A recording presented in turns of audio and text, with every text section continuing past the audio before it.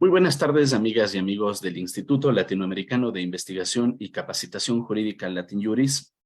Sean ustedes bienvenidos a esta 17ª jornada del Diplomado en Derechos Humanos, mención en el Sistema Interamericano de Derechos Humanos. Es un gusto poderlos saludar ya en esta 17ª jornada. Vamos acercándonos ya a la finalización del tercer módulo. Y en esta ocasión contaremos con la participación de un distinguido ponente, amigo, forma parte él del equipo de LatinJuris, me refiero al profesor Alan Vargas Lima. Y entre tanto se van conectando nuestros participantes, vamos a revisar, como es de costumbre, algunos saludos en redes sociales y a través de este canal de Zoom. En redes está Ángel Puma Kun, también nos saluda desde Riobamba, Ángel Puma, y nos dice desde Colombia, La Guajira, Aníbal Mercado, Segundo Montés, Pablo A. de la Vega en Quito, Lorena de Dax desde San Juan, Argentina, Esteban Médicis en Santo Domingo, Pablo Fernando Íñiguez en Quito, Freddy Yello Zambrano también nos envía muchos saludos desde Ecuador. Estamos también conectados a través del canal de Zoom, en donde está conectada Ana Georgina Dorado Mojica desde Bolivia, Orlando Ávila en Panamá, Nancy Janet Sánchez desde Otavalo, Lorena Cedeño en Guayaquil, Carlos Augusto Salazar Gómez desde Ibarra, también está Casimiro Pachacopa desde, perdón, desde Bolivia, segundo Alejandro Yango desde La Tacunga, Yesil Buitriago en Panamá, Isabel Álvarez en Chile, Marco Hoyos en Quito, Kenny Antor en Venezuela, Patti Orejuela desde Macas, Washington Payares también nos envía muchos saludos, Pedro Alejandro Melgar Castedo desde Bolivia y así más personas que se siguen uniendo a esta transmisión en, en Zoom. Y bien, a continuación vamos entonces a presentar a nuestro a nuestro invitado de esta tarde. Tendremos una conferencia un poco más amplia, más extensa, eh, que estará a cargo del doctor Alan Vargas Lima, quien nos platicará sobre el derecho al nombre y la nacionalidad en la jurisprudencia de la Corte Interamericana de Derechos Humanos. El doctor Alan Vargas es abogado especialista en Derecho Constitucional y Procedimientos Constitucionales por la Universidad Mayor de San Andrés de Bolivia. Además tiene un diplomado en Derecho Procesal Civil por la Universidad de Aquino, UDABOL, y también magíster en Derecho Constitucional y Derecho Procesal Constitucional por la UNSA. Es docente universitario en la Universidad Privada Franz Tamayo, en el Centro de Capacitación Municipal y actualmente a nivel de pregrado y posgrados en la Universidad Salesiana de Bolivia y en la Universidad Autónoma Gabriel René Moreno. Ha sido además autor de distintos libros sobre derecho constitucional y derecho procesal constitucional y derechos humanos, y también es asesor en el Tribunal Constitucional Plurinacional de Bolivia. Estimado doctor Alan, muy buenas tardes, bienvenido. Tiene el uso de la palabra. Muy bien, muy buenas noches. Gracias a LatinJuris por la invitación y bueno, estamos aquí para compartir un momento sobre el tema asignado para hoy. Excelente, muchísimas gracias, doctor. Bienvenido. Bien, bueno, vamos a comenzar entonces dando algunas generales acerca de lo que es el tratamiento del derecho al nombre según la Convención Americana sobre Derechos Humanos. Para ello voy a compartir pantalla en un momento para que ustedes puedan ver un poco las diapositivas que se han logrado realizar con alguna información y datos generales acerca de esta temática tan importante.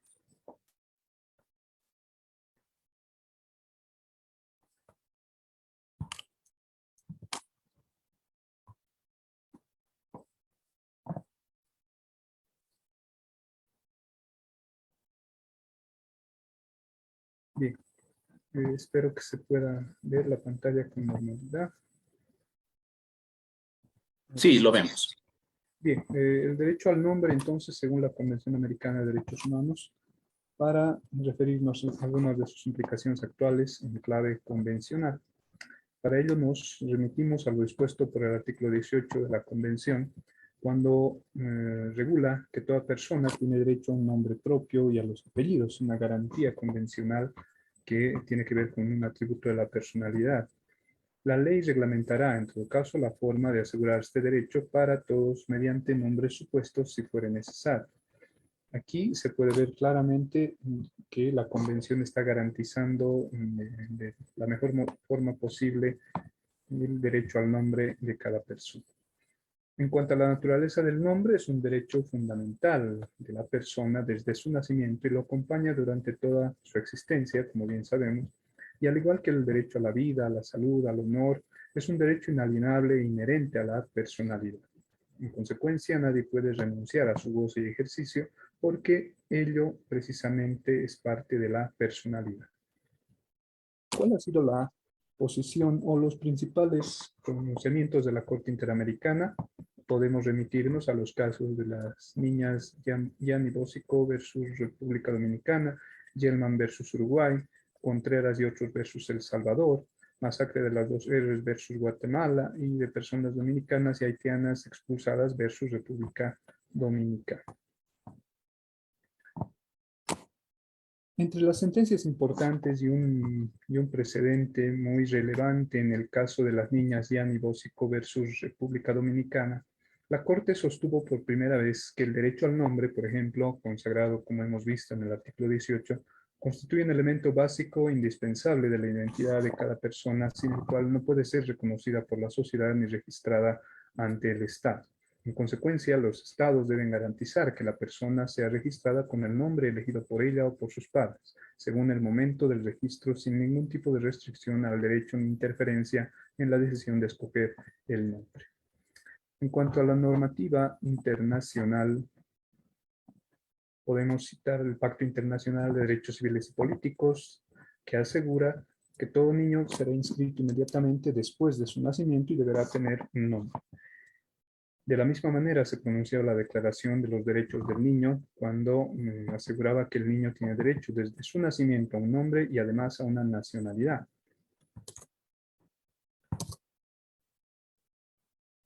Por su parte, la Convención sobre los Derechos del Niño tiene dos artículos importantes cuando se refiere a que el niño será inscrito inmediatamente después de su nacimiento y tendrá derecho desde que nace a un nombre, adquirir nacionalidad y en la medida de lo posible a conocer a sus padres y ser cuidados por ellos.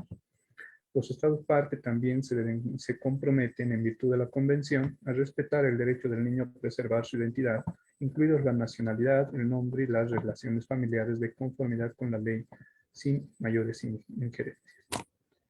La Convención contra todas las formas de discriminación contra la mujer, por ejemplo, dispone también en su parte importante que los Estados partes deben adoptar en realidad todas las medidas adecuadas para eliminar la discriminación contra la mujer en todos los asuntos relacionados con el matrimonio y las relaciones familiares y en particular asegurar en condiciones de igualdad entre hombres y mujeres. De la misma manera, los mismos derechos personales como marido y mujer, entre ellos el derecho a elegir apellido, profesión y ocupación. Como hemos visto, la Convención Americana reconoce a toda persona el derecho a un nombre propio y a los apellidos de sus padres, o en todo caso de uno de ellos. En cuanto a la protección del nombre, por supuesto debemos destacar que el derecho a usar un nombre es parte de todo un macro derecho fundamental inherente a la personalidad.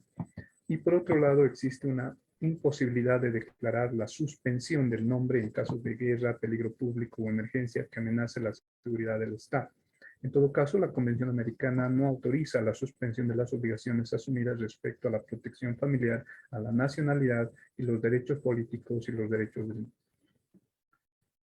En cuanto a las características del nombre, como sabemos, el nombre individualiza a las personas, es obligatorio, es único, es necesario, por supuesto, llevar un nombre, pero también es inmutable. En razón de la función que desempeña el nombre, no se puede cambiar, salvo casos excepcionales. Esa era la regla general hasta, por lo menos, el siglo pasado, y a comienzos del siglo XXI se han producido algunas situaciones importantes respecto a las características. En todo caso, el principio de inmutabilidad no es absoluto, ya que por razones de interés social y colectivo y bajo determinadas circunstancias existen ciertos cambios de nombre que son permitidos. O así, por ejemplo, el cambio de nombre de las personas transexuales, cuya identidad de género no corresponde con el sexo con el que inicialmente fueron registradas. Hay que destacar que fueron los países de Uruguay y Argentina los primeros en regular esta cuestión a través de leyes especiales que posibilitaban el cambio de nombre en virtud de la identidad de género y la identidad sexual. Esta tendencia de los países latinoamericanos también se vio reflejada en Bolivia a través de la ley de identidad de género, en donde el país demostró su vocación de respeto y también demostró ser garante de los derechos de toda la población sin discriminación y en igualdad de condiciones, dando un paso histórico para la población lesbiana, gay, bisexual, transexual, transgénero e intersexual. Ello a través de un procedimiento para realizar el cambio de nombre en virtud de la identidad de género o la identidad sexual. Sin embargo, esta ley de identidad de género fue impugnada y cuestionada en varios de sus artículos ante el Tribunal Constitucional Plurinacional en la frase referida al cambio de datos de sexo por ser presuntamente contrarios a los artículos esenciales de la Constitución en cuanto a los principios ético-morales, los valores supremos y también los derechos de la familia. En este caso, el papel del Tribunal Constitucional fue precisamente emitir una sentencia constitucional el año 2017, en donde declaró la constitucionalidad de gran parte de la norma impugnada y solamente declaró la inconstitucionalidad de un artículo en cuanto se regulaba la posibilidad de permitir a la persona ejercer todos los derechos fundamentales, políticos, civiles, económicos y sociales. Esta ley establecía el cambio de nombre propio, datos de sexo e imagen permitirá a la persona ejercer todos los derechos fundamentales, lo cual por supuesto era un avance y sin embargo fue un aspecto restringido por el órgano contralor de la constitucionalidad en virtud de que se cuestionaron o se pusieron en tela de juicio la eventual efectuación del instituto del matrimonio, la eventual transgresión del principio de interés superior del niño, así como los criterios de paridad y equidad de género en los procesos electorales. En todo caso, solo hay un artículo que es inconstitucional de esta ley de identidad de género en Bolivia y que sin embargo es una cuestión que todavía se mantiene en el debate.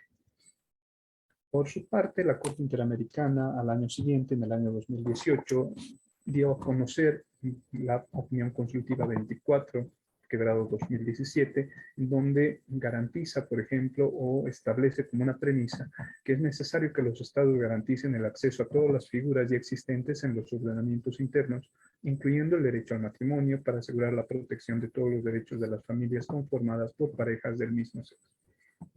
En todo caso, en virtud de la opinión consultiva, se cuestionó la discriminación en el acceso al matrimonio civil por la existencia de normas y prácticas que impiden su celebración entre parejas del mismo sexo y la discriminación hacia personas transgénero y transexuales. En todo caso, la Corte Interamericana puso de relieve el derecho a la igualdad de las personas que corresponden al colectivo LGBTI para asegurar el acceso y goce de sus derechos que trasciende las cuestiones específicas del matrimonio civil igualitario.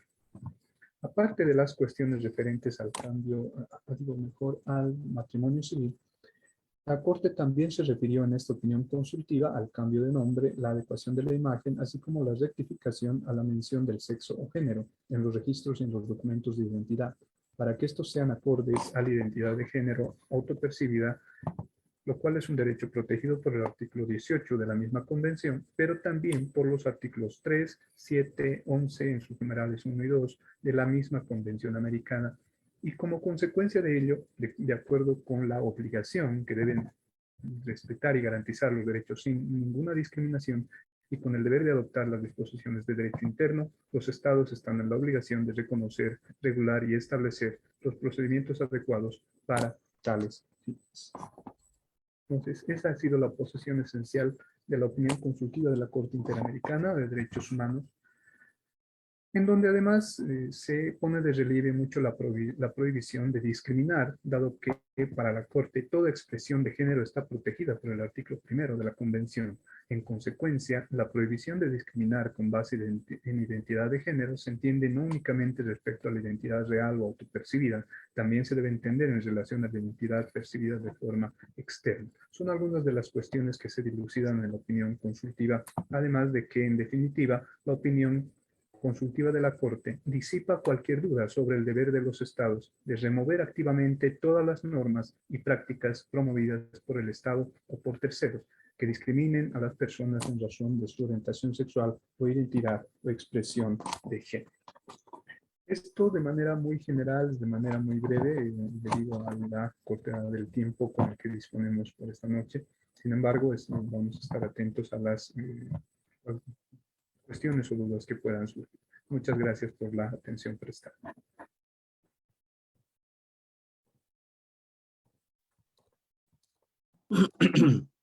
Bien, muchísimas gracias, estimado Alan, por esta participación.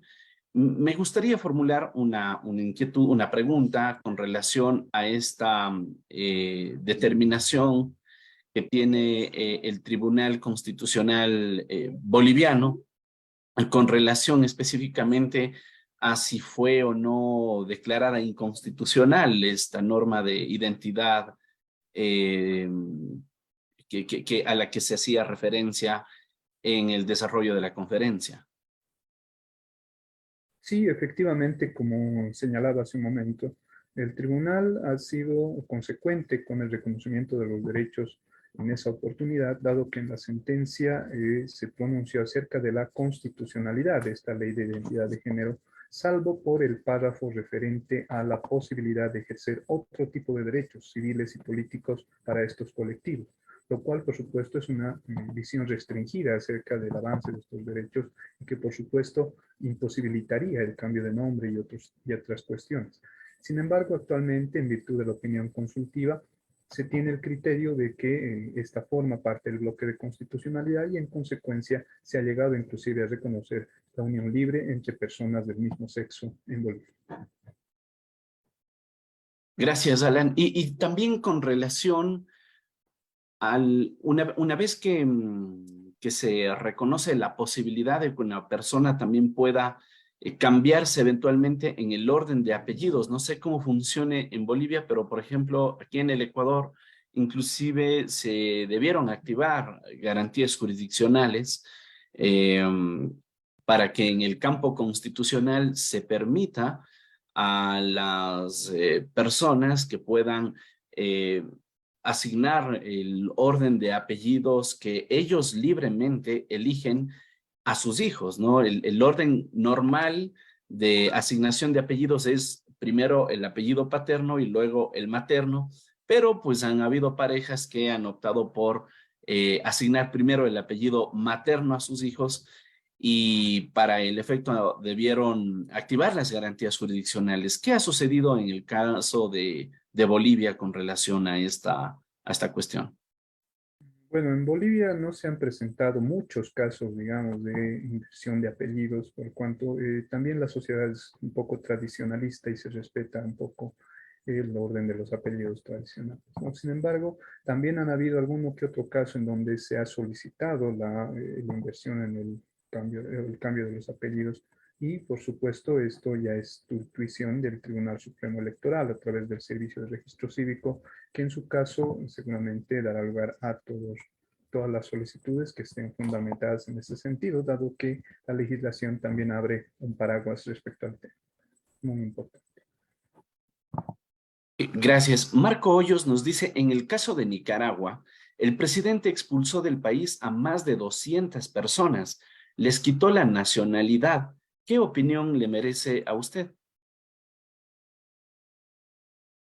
Bueno, el tema de la pérdida de nacionalidad es uno relacionado al desconocimiento de los derechos y, por supuesto, la situación de apatridia que es consecuencia de ello es un aspecto proscrito de la Convención Americana de Derechos Humanos y, en consecuencia, no es un aspecto consonante con el reconocimiento universal de los derechos.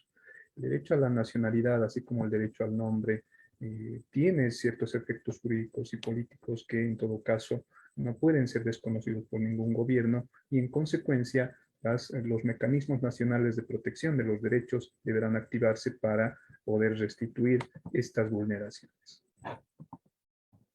Bien, segundo Alejandro Yango nos dice, al no permitir la madre practicar la prueba de ADN a su hijo en un juicio de impugnación de paternidad, ¿se estaría vulnerando el derecho a la identidad del menor?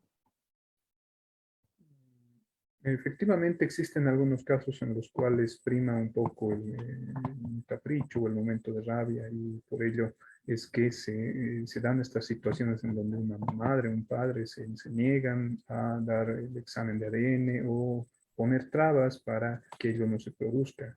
Sin embargo, la prueba genética tiene que ver con precisamente la filiación y por ello está conectado también al reconocimiento de los derechos que acompañan a la persona desde el nacimiento e incluso antes.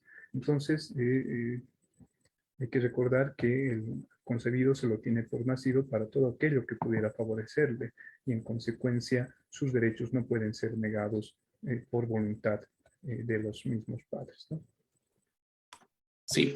Ahora, ¿qué sucede en cambio en el caso del derecho a la identidad después de la muerte? Justo hace unos días, un poco les platicaba en el grupo que tenemos de Latin Juris, equipo, que hubo un caso muy particular en el Ecuador en el que el registro civil, después de haber fallecido una persona, le cambia el apellido a esta persona. El asunto es que legalmente, solamente cuando eso sucede, no cuando hay una variación en los apellidos, porque de pronto identificaron que en los documentos existe, en los documentos de origen, no existe una redacción con alguna falla o con algún error en la letra, ¿no es cierto?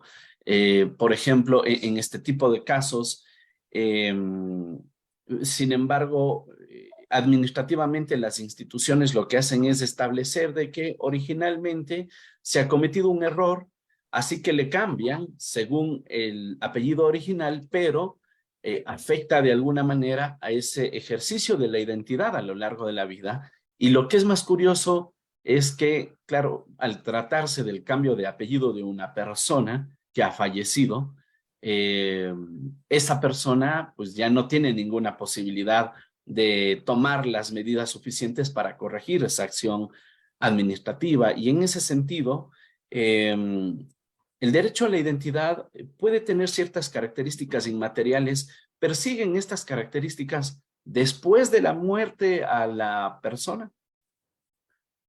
Es un caso muy curioso, ¿no? Desconozco cuál habrá sido la base legal para que una instancia administrativa pueda haber procedido al cambio de apellido de una persona que está fallecida. Sin embargo, ello, por supuesto, constituye una afectación a la identidad de la persona cuando estaba viva, pero ante su fallecimiento, por supuesto, el cambio del apellido, en realidad genera consecuencias para toda la familia, porque la filiación proviene de ahí. Entonces, por supuesto, los herederos supérstites tendrán la posibilidad de reclamar e impugnar estas decisiones que no tienen ninguna base legal sostenible. Al menos por lógica, una instancia administrativa no puede decidir por voluntad propia o de manera discrecional un cambio de apellido en la persona sin darse cuenta que con ello está afectando esa esfera de derechos que, si bien se extinguen con la muerte de la persona, también habilitan a los herederos supérstites porque ellos son los directamente afectados con el cambio del apellido del progenitor principal, ¿no? Bien, y vamos con una última pregunta de Eduardo Puruncajas que nos dice, en algunas comunidades indígenas se suele poner nombres idénticos a varios hijos, principalmente el del padre. ¿Esto vulnera el derecho de identidad? No, de ninguna manera el derecho a la identidad puede ser afectado por aquella decisión o voluntad que tengan los padres de asignarles un nombre a los hijos. En todo caso, cada hijo tiene características propias y el nombre no lo define. En consecuencia, no creo que constituya una seria vulneración al derecho a la identidad, dado que cada persona es individual en sus atributos y su libre personalidad. Bien, excelente, estimado doctor. Bueno, muchísimas gracias por acompañarnos en esta sesión. Como siempre, es un gusto poder compartir con el profesor Alan Vargas, quien nos ha acompañado a lo largo de las diferentes ediciones de varios diplomados que hemos desarrollado y naturalmente este no podía ser la excepción. Esperamos, doctor, como siempre, que pudiera seguirnos acompañando en futuras ocasiones y pues le devuelvo la palabra para que pudiera despedirse de esta audiencia. Bien, agradecido nuevamente con el equipo de Latin Juris, gracias por la oportunidad de participar y bueno, nuevamente luego me disculpen por el corto tiempo de que dispongo en esta noche, sin embargo, esperemos que haya más oportunidades para poder compartir con todos. Que Dios les bendiga, buenas noches. Excelente, estimado doctor, muy buenas noches, muchísimas gracias.